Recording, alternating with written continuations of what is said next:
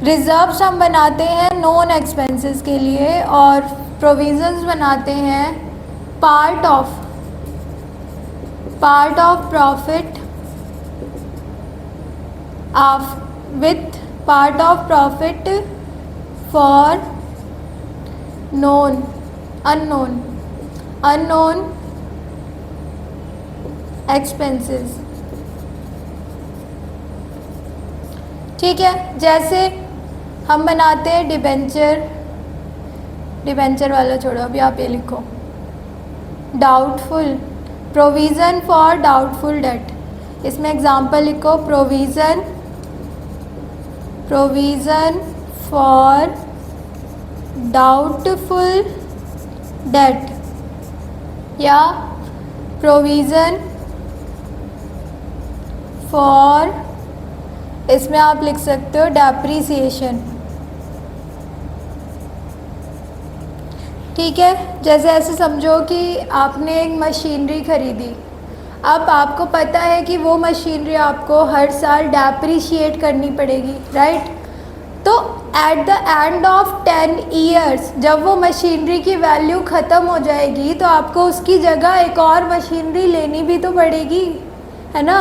Non खर्चा है, दिख रहा है कि 10 साल बाद होगा, तो उसके लिए आपने अभी से प्रोविज़न बना रखा है और आप पैसे बचा रहे हो ताकि आपके पास पैसे इकट्ठे हो जाए फॉर दैट मशीनरी। ठीक है, तो प्रोविज़न है। प्रोविज़न चार्ज अगेंस्ट प्रॉफिट होता है, प्रॉफिट में से माइनस होता है। ठीक है, हमें बनाना पड़ता है, कुछ प्रोविज़न कंपलसरी भी होते हैं। रिज़र्व पार्ट ऑफ प्रॉफिट होता है, जब सारे एक्सपेंसेस माइनस हो जाते हैं फिर जो रेवेन्यू बचता है उसमें से हम, उस प्रॉफिट में से हम रिज़र्व बनाते हैं। अगर हमें इस साल प्रॉफिट नहीं हुआ तो हम रिज़र्व नहीं बनाएंगे। ठीक है, तो प्रूडेंस और कंजर्वेटिज्म प्रिंसिपल ये एक इम्पॉर्टेंट प्रिंसिपल है। क्वेश्चन बहुत आते हैं, केस बेस भी आते हैं, शॉर्ट नोट भी आते हैं और एग्जाम्पल बेस भी आते हैं। तो इस वाले प्रिंसिपल को आप अच्छे से देख लेना। तो आज हम ये 6 प्रिंसिपल करते हैं, इन्हें बुक से पढ़ लेना। ठीक है, और अगर कोई भी डाउट, कोई भी क्वेरी हो, you can drop it in the comment section और you can follow my Instagram at KMAwords and DM me personally. It is up to your choice. So see you in the next class. Bye bye.